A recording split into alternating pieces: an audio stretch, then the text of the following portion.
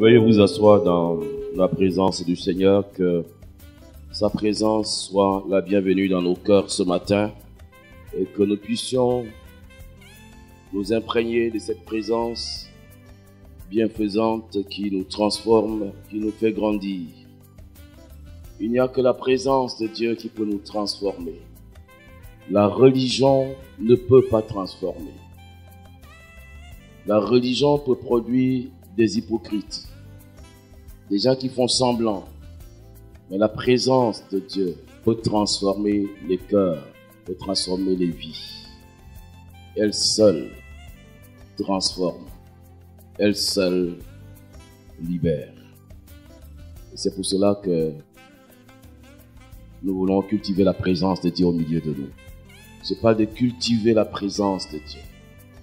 Nous devons apprendre à cultiver la présence de Dieu au milieu de nous, à la rechercher, à la vivre dans nos propres cœurs. Que Dieu bénisse sa parole. Le dimanche dernier, nous avons poursuivi notre enseignement. Et à l'occasion de ce dimanche de Pentecôte, il nous a plu d'aller plus loin dans notre enseignement que nous avons baptisé « Glorifier Dieu » dans notre vie et par nos œuvres, dans un monde hostile, dans un monde de ténèbres. Plus je parle de ce sujet, plus les choses deviennent claires en regardant la Bible. Dieu a conçu son Église pour qu'elle le glorifie dans un monde de ténèbres. L'évangile de Matthieu au chapitre 5 que nous lisons régulièrement, ce n'est pas notre texte du jour. Jésus dit, vous êtes la lumière du monde. La lumière est faite pour briller dans les ténèbres. Vous êtes le sel de la terre. Le sel doit garder ce qui fait son importance dans la maison, dans la cuisine de la ménagère. C'est sa saveur. Et l'Église doit avoir du sel. Dans un monde qui se corrompt, dans un monde qui pourrit de plus en plus, l'Église doit être l'espérance.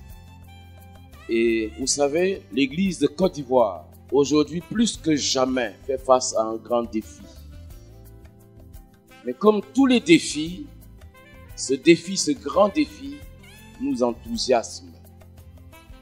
Le grand défi auquel l'Église, vous et moi, nous faisons face aujourd'hui, c'est le défi de relever l'image de l'Église.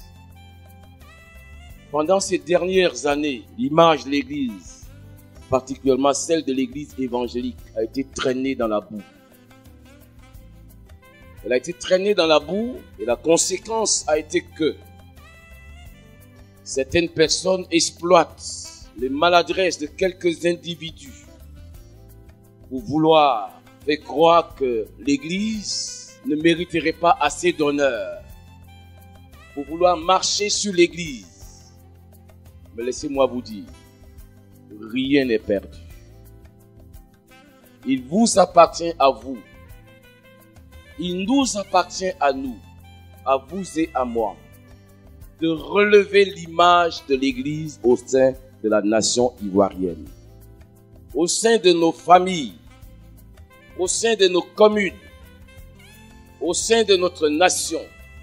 Le défi qui est devant nous est celui de relever l'image de l'Église, de relever le témoignage de Christ que nous portons, de sorte que, comme Jésus a dit dans Matthieu 5, verset 16, de sorte que les hommes voient vos bonnes œuvres et qu'ils glorifient votre Père qui est dans le ciel.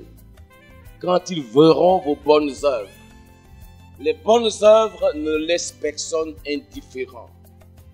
Même s'ils ne vous aiment pas, ils reconnaîtront que vos œuvres sont bonnes. Et Jésus l'a dit, on reconnaît l'arbre à son fruit. Même si quelqu'un dans sa pensée, dans son hostilité à l'évangile, tenterait de mal parler de l'Église, mais si dans sa ville, si dans sa famille, dans son quartier, se trouvent des églises, des chrétiens qui posent des œuvres à la gloire de Dieu, des œuvres qui font du bien, qui portent du bon fruit, il sera obligé de reconnaître que si le fruit est bon, c'est que l'arbre est bon. Alors, notre enseignement, notre but en vous enseignant est de construire. C'est l'objectif principal que nous visons. Construire quoi? Construire votre vie personnelle.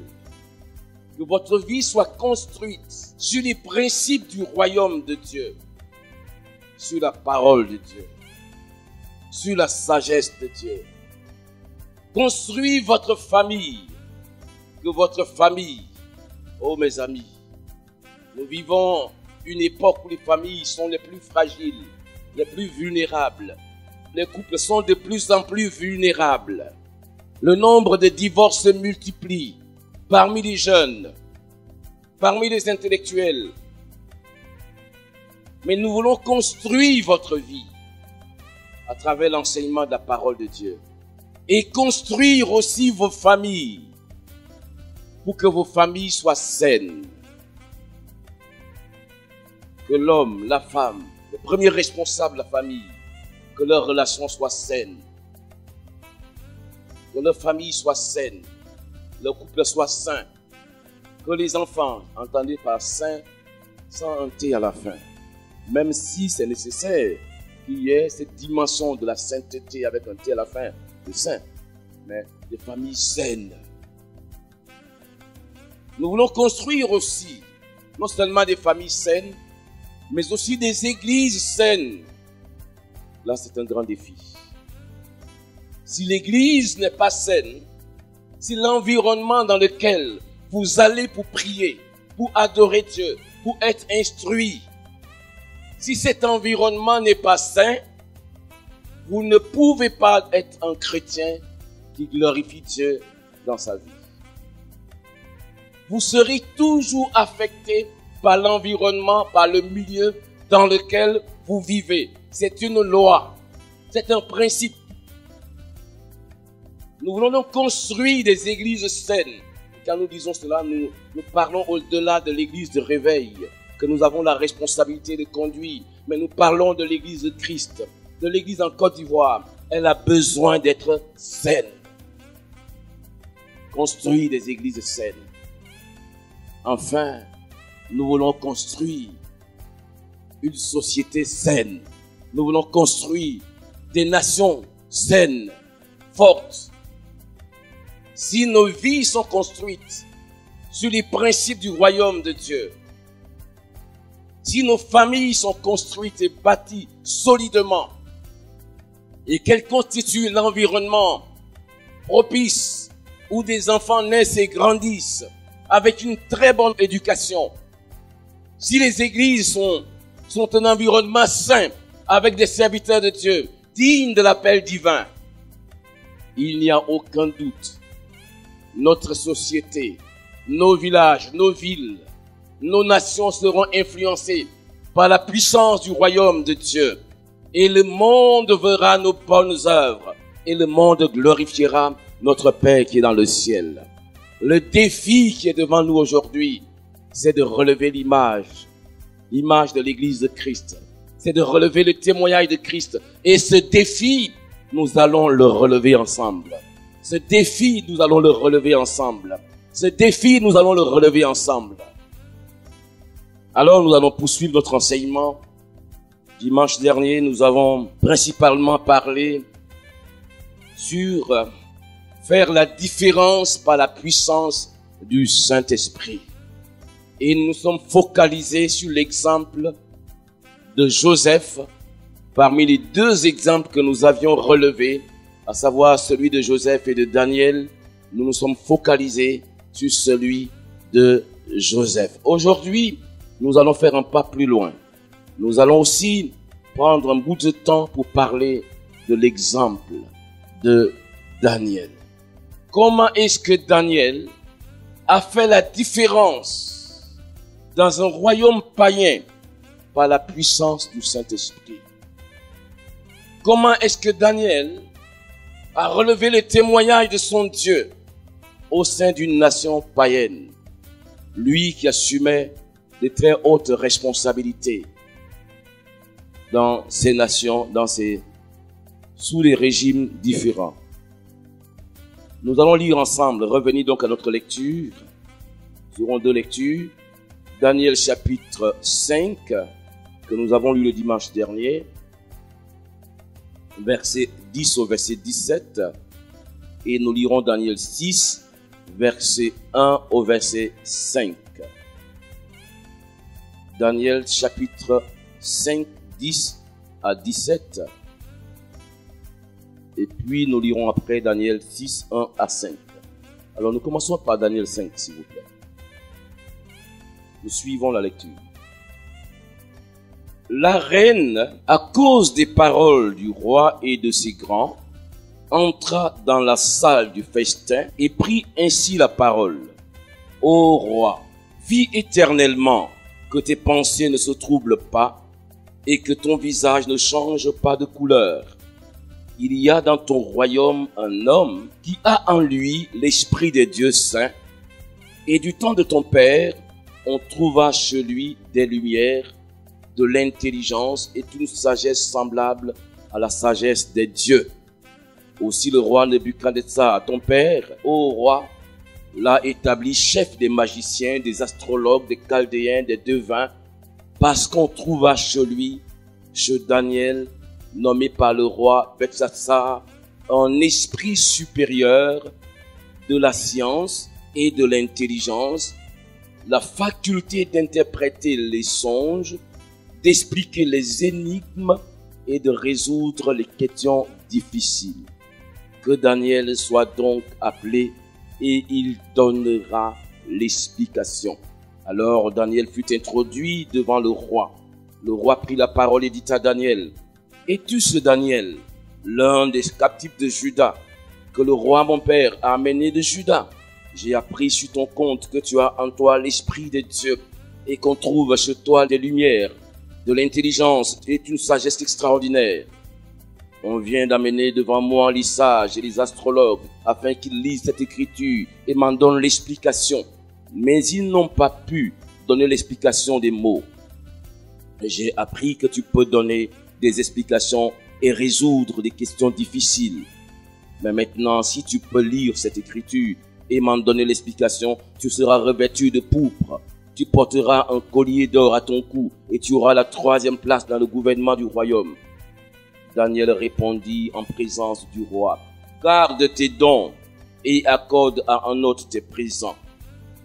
Je lirai néanmoins l'écriture au roi et je lui en donnerai l'explication. » Dieu bénisse sa parole. Nous lirons la deuxième référence dans Daniel 6, versets 1 à 5. Daniel 6, versets 1 à 5. Darius trouva bon d'établir sur le royaume 120 satrapes qui devaient être dans le royaume. Il mit à leur tête 3 chefs au nombre desquels était Daniel, afin que ces satrapes lui rendent compte et que le roi ne souffre aucun dommage.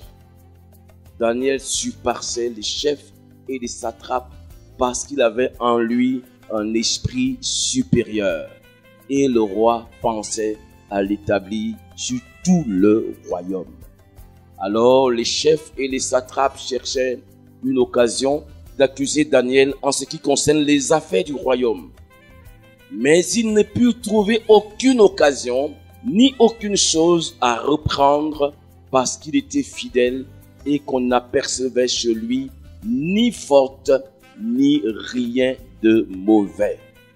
Et ces hommes dirent, « Nous ne trouverons aucune occasion contre ce Daniel, à moins que nous en trouvions une dans la loi de son Dieu. » Nous pourrons nous arrêter là. Daniel a marqué la différence là où il vivait, où il servait.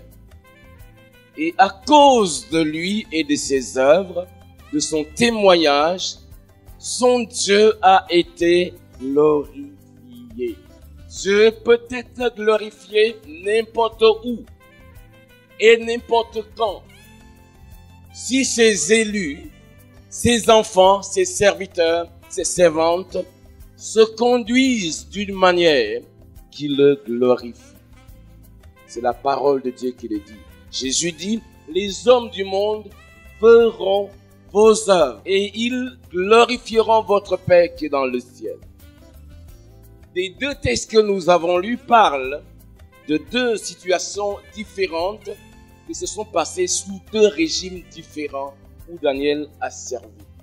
Laissez-moi vous dire, Dieu vous a sauvé, vous a rempli de son esprit et il est possible que vous serviez votre pays, votre nation, votre entreprise, votre village sous différents régimes. Le plus important, c'est vous ce que vous faites. C'est vous comment vous servez, comment vous vivez. Daniel a servi en tant que haut fonctionnaire sous différents régimes. Son rôle à lui, c'est de briller comme la lumière. C'est d'être le sel de la terre sous chacun de ces différents régimes.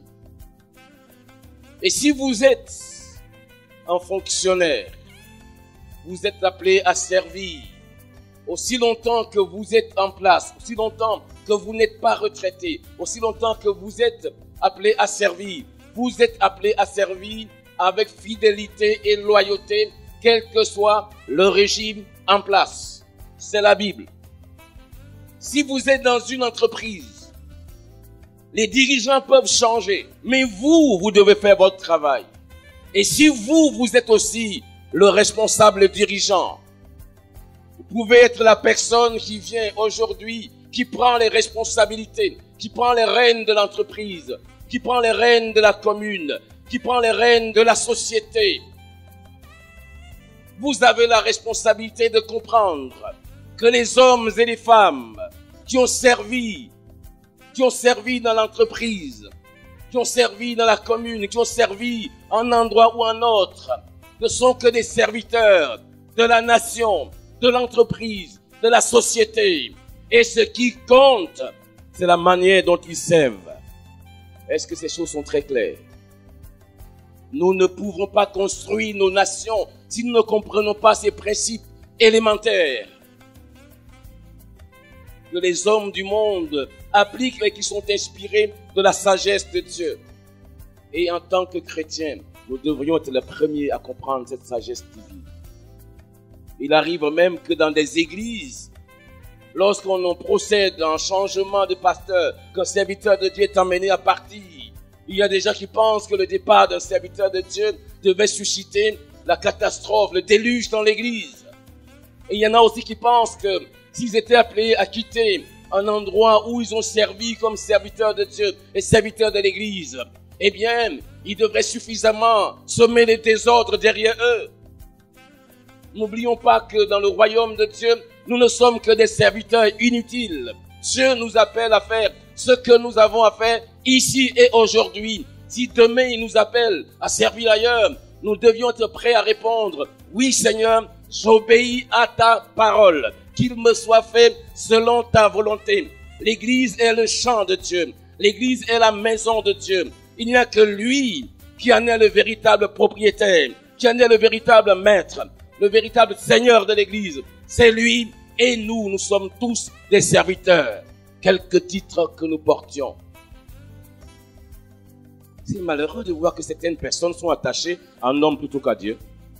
Certaines églises connaissent des remous parce que des serviteurs, pas toujours certains, ont préféré emmener les fidèles à s'attacher à eux plutôt qu'à Christ.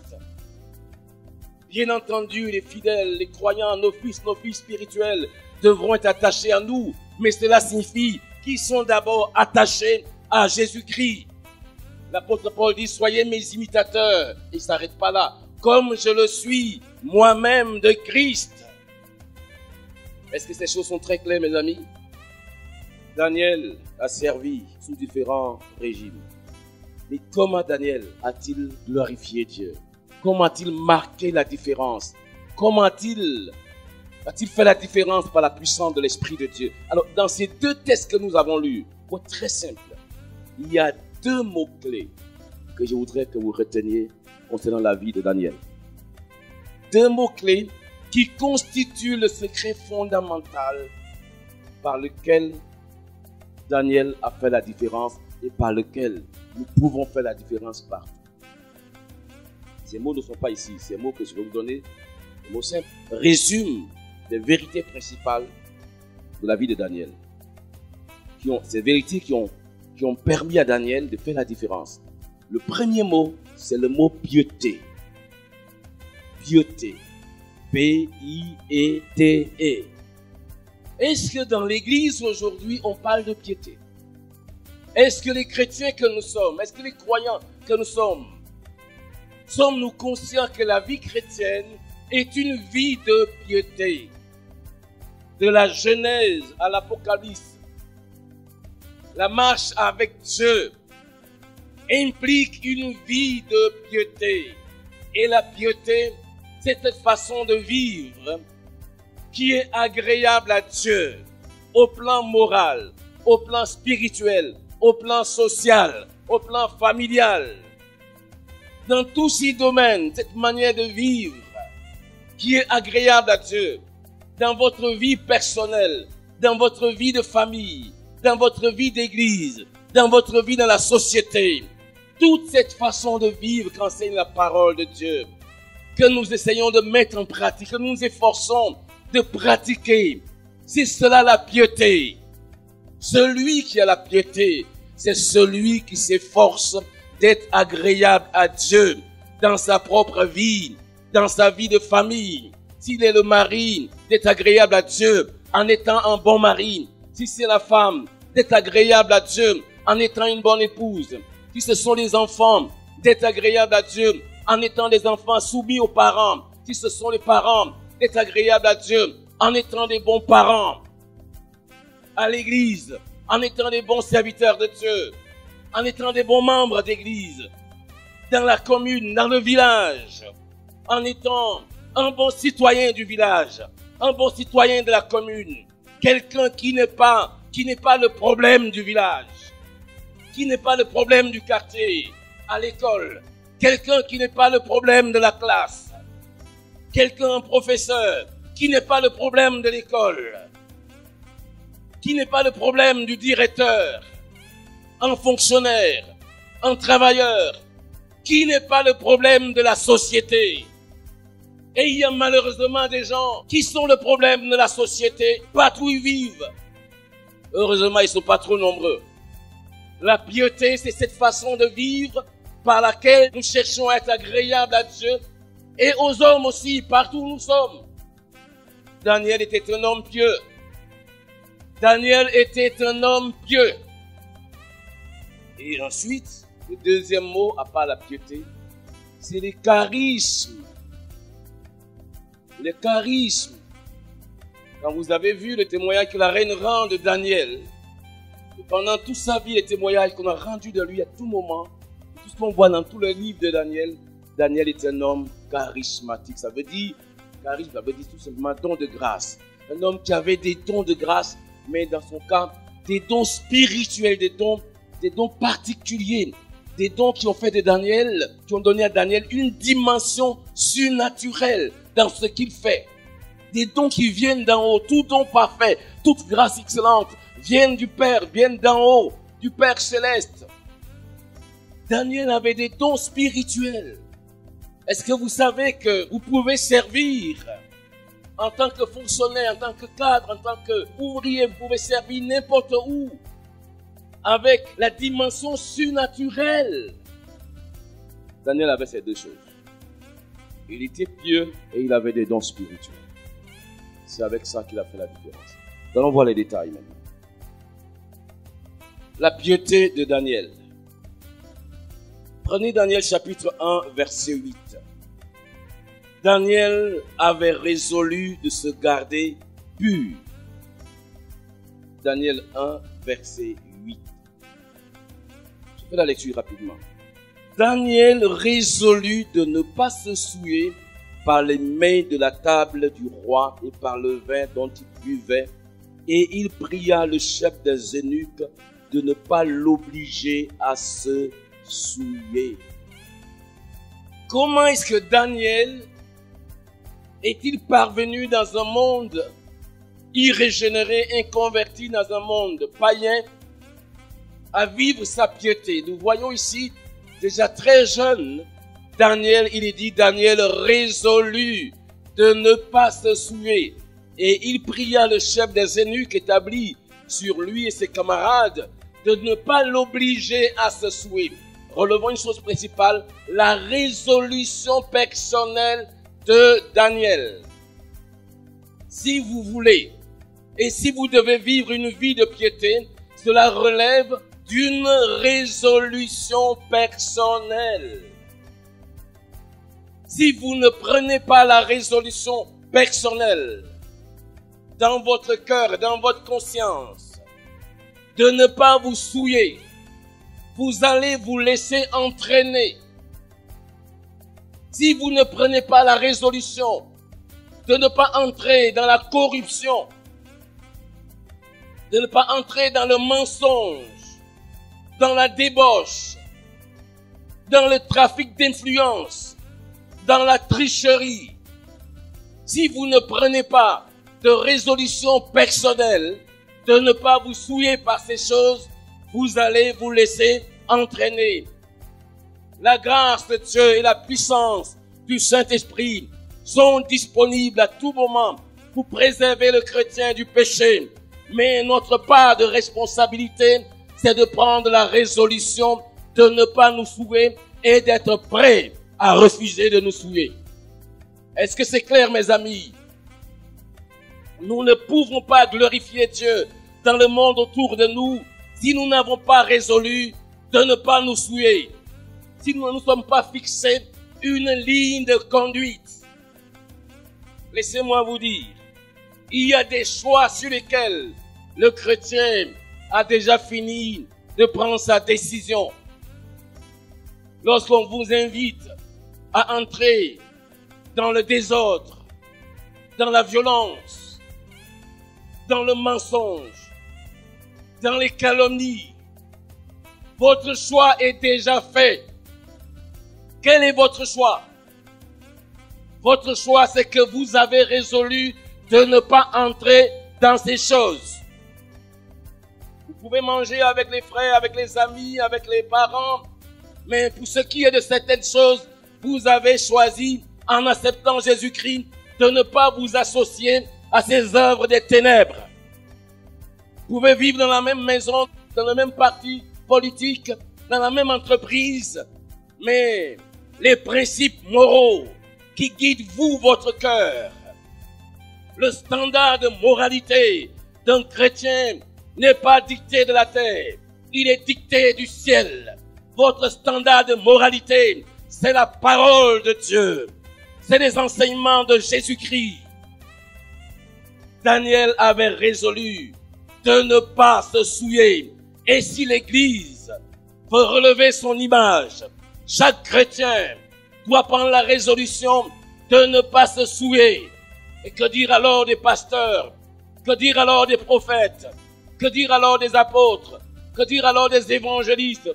De tous les noms que vous voulez. Ils doivent prendre la résolution, eu égard à leur appel divin, eu égard à leur responsabilité, de ne pas se souiller en s'associant à certaines œuvres. Laissez-moi vous dire, il y a des choses qui pourraient être acceptées de la part d'un chrétien, mais qui ne sauraient jamais être acceptées de la part d'un serviteur de Dieu, d'un pasteur. Dans la Bible, il est attendu des serviteurs de Dieu d'avoir un niveau de moralité plus élevé. L'apôtre Jacques, en effet, disait à ceux qui enseignaient la parole de Dieu, ne soyons pas nombreux à vouloir être enseignés. Pourquoi, dit-il? Parce que nous serons jugés plus sévèrement. Ça veut dire quoi? Le standard de jugement de Dieu pour ceux qui sont appelés au ministère est beaucoup plus élevé. S'il est demandé aux chrétiens d'être humbles, d'être intègres, d'être purs, cela est davantage demandé aux serviteurs de Dieu. Si nous voulons relever l'image de l'Église, les hommes de Dieu nous devrons prendre la résolution de ne pas nous souiller par ces milliers de choses qui tournent autour de nous. Il y a même des choses sur lesquelles on ne devrait même pas mentionner le nom d'un serviteur de Dieu. Daniel a pris la résolution. Jeunes gens, prenez la résolution de ne pas vous souiller. Et cela est possible. Celui qui est enfant de Dieu se garde. Et le diable ne le touche point, dit la Bible. Et Dieu peut vous préserver de toute chute et vous faire paraître devant lui irrépréhensible et dans la gloire. C'est possible. Nous avons lu le dimanche dernier l'histoire de Joseph, n'est-ce pas? Quand la femme de son maître n'arrêtait pas de le harceler, n'arrêtait pas de lui faire des avances.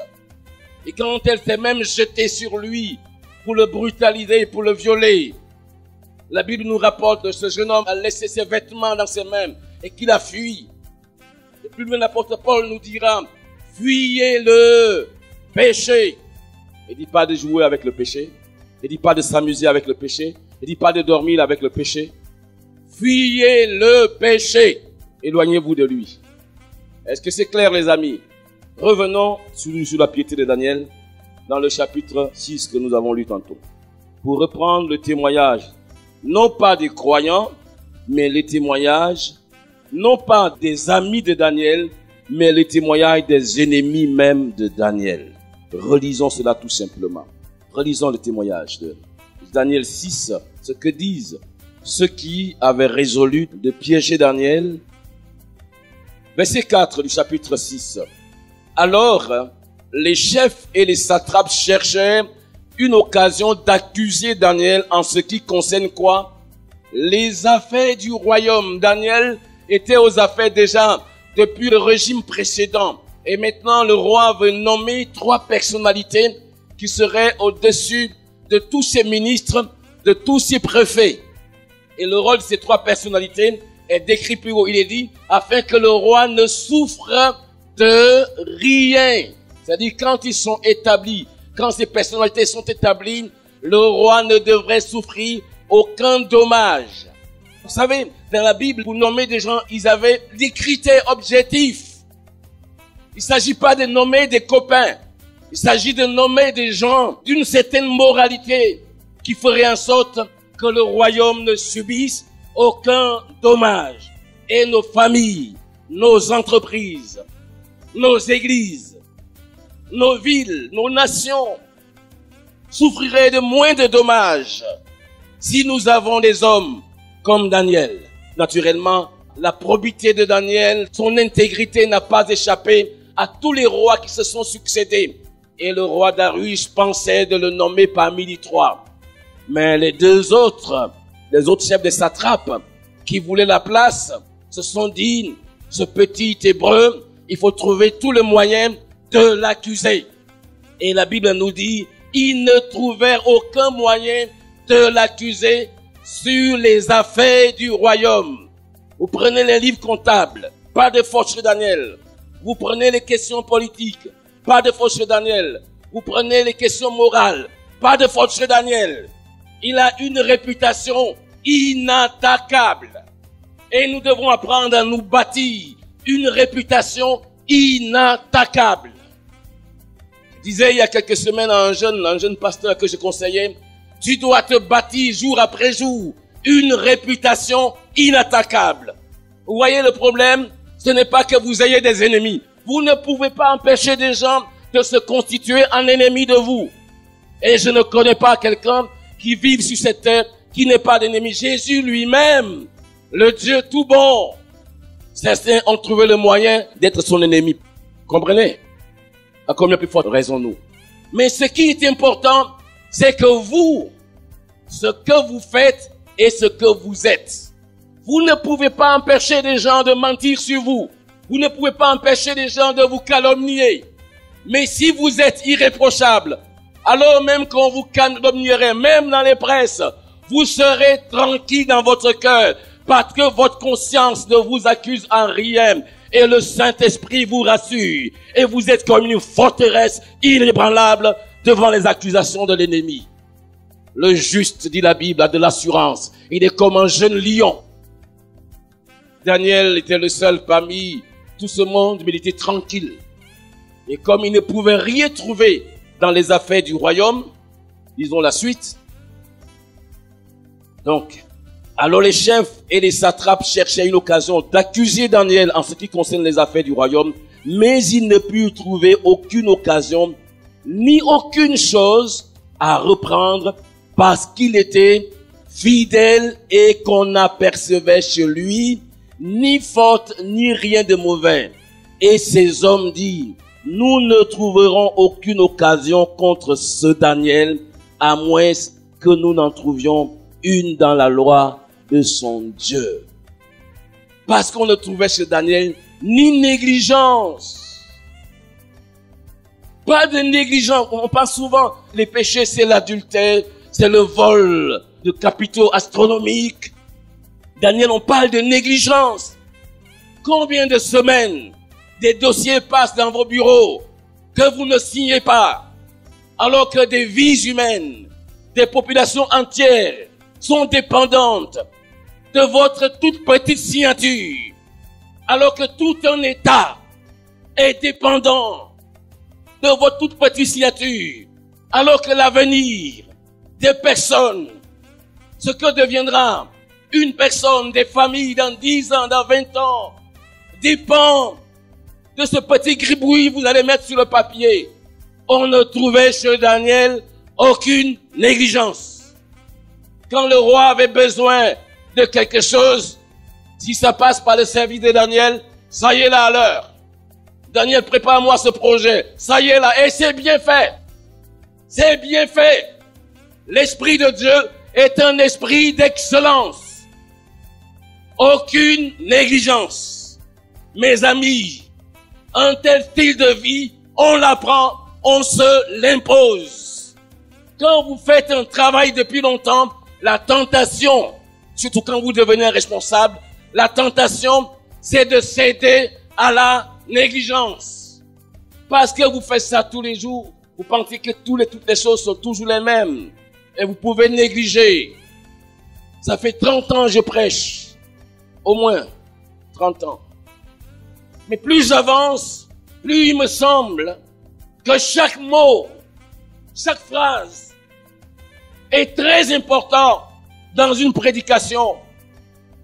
Et que même s'il faut parler 10 minutes dans une réunion, je préfère être préparé soigneusement. Je préfère, comme dit l'apôtre Paul, que les 10 mots, les 5 mots édifient, que le meilleur mot soit choisi, la meilleure phrase soit choisie, que le meilleur texte biblique soit choisi. Et vous savez, l'expérience m'a montré que quand tu n'as pas pris au sérieux, même si tu as été un grand prédicateur, tu oublies les choses les plus importantes et qui sont les plus simples et tu rates ton objectif. Parce que tu t'es dit, bon, ça fait longtemps que je fais ça. Ça fait longtemps que je fais ça. En général, les dimanches, je me lève très tôt. Même quand j'ai déjà mon message. Et en général, je l'ai déjà.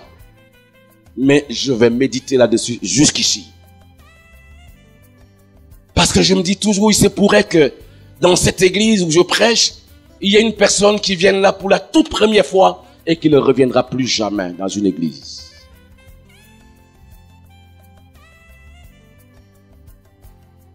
Ce serait l'occasion pour cette personne d'entendre l'évangile. La négligence guette tout le monde, mes amis. Faites les choses que vous êtes appelés à faire, faites-les avec sérieux. Ne faites jamais votre travail avec négligence. Même un petit travail, même balayer dans le bureau, si c'est cela qu'on vous a donné, faites-le sans négligence. S'il vous plaît, on ne vous paye pas pour être fainéant. Et c'est un vol lorsque votre employeur vous paye et que vous ne faites pas bien son travail. Et qu'à la fin du mois, vous vérifiez si votre salaire a été viré. Vous qui êtes les ouvriers, qui travaillez pour votre propre compte, le travail que vous faites, c'est votre signature. Quand vous avez déposé un travail, assurez-vous que c'est propre.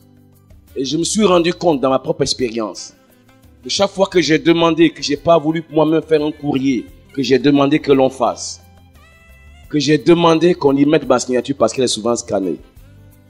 Après, je l'ai regretté. Ou que j'ai signé parce que je me disais très occupé, sans avoir relu. Après, j'ai vu des erreurs graves. Alors désormais, même si ça doit attendre un peu, ça va attendre. Si c'est important, je vais vérifier. Sinon, je dis, ne mettez pas mon nom, mettez votre nom et vous signez.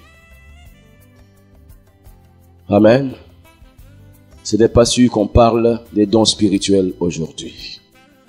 Il vaut mieux aller lentement, mais sûrement, mes amis. Nous avons donc parlé de la piété de Daniel. C'était un homme pieux. Il avait résolu dans sa propre vie de ne pas se souiller. Cela s'adresse à nous. La Bible ne nous parle pas de la famille de Daniel. Peut-être n'était-il pas marié, je ne le sais. Mais cette résolution va dans notre foyer, dans notre famille. Nous devons prendre la résolution de ne pas faire de notre foyer un lieu de scandale. Écoutez-moi bien, vous les chrétiens. Prenez la résolution que votre famille et votre foyer ne soient pas le lieu de quelque scandale que ce soit. Votre voisin qui n'est pas chrétien, quand il vous regarde, que ressent-il? Savez-vous que les gens autour de nous, chrétiens ou pas, peuvent ressentir de l'admiration et du respect en nous regardant, de sorte que notre vie leur parle sans que nous ouvrions la bouche. Quand ils vous regardent, beaucoup de chrétiens aiment trop faire du bruit. Faire du bruit, mais ils ne veillent pas sur leur témoignage. Vos voisins, quand ils vous regardent, vous et votre femme, vous et votre mari, vous madame, vous messieurs, vous-même, individuellement, votre voisin qui est un chef de famille, lorsqu'il vous regarde, vous en tant que chef de famille, est-ce qu'il a de l'admiration pour vous? Est-ce que sa femme, ses enfants disent, celui-là, c'est vraiment un homme modèle? Est-ce que vos propres parents, savez-vous que nos propres parents peuvent avoir de l'admiration et du respect pour notre vie à cause de notre moralité, de notre intégrité, de notre fidélité, de notre bon témoignage? Et c'est ça qui les touche.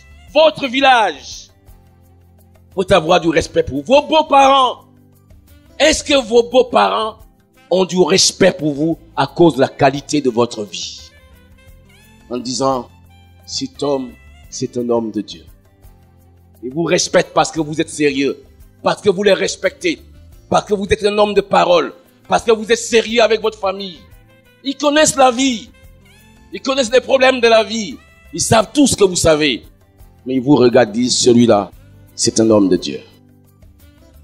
Ça ne sert à rien de leur acheter des grosses Bibles. La meilleure Bible qu'ils ont besoin, c'est vous, votre propre vie.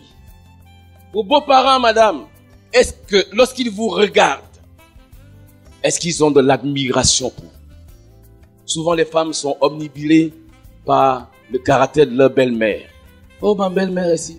Oh, ma belle-mère est là. Oh, ma belle-mère est diable. Ma belle-mère est démon.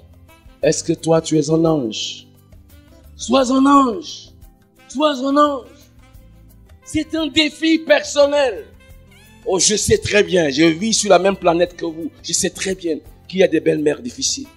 Mais j'ai toujours dit, je ne laisserai jamais le péché d'autrui affecter ma vie au point de déformer ma vie dans le mauvais sens.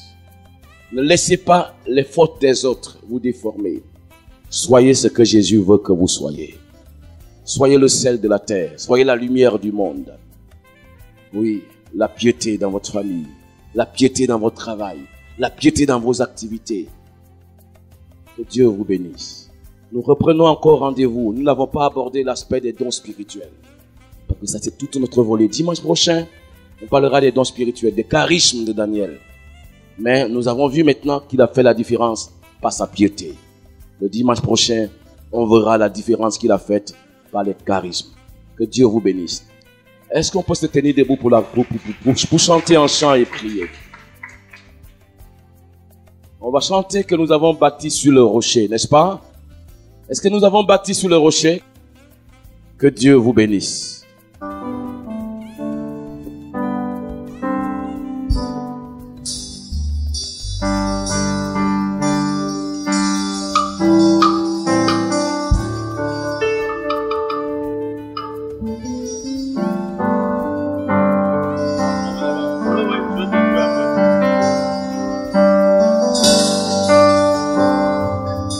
J'ai bâti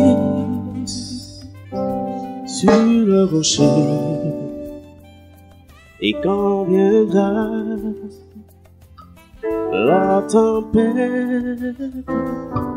ma maison résistera. Ma maison est en Jésus. J'ai bâti sur le rocher, et quand viendra la tempête, ma maison résistera.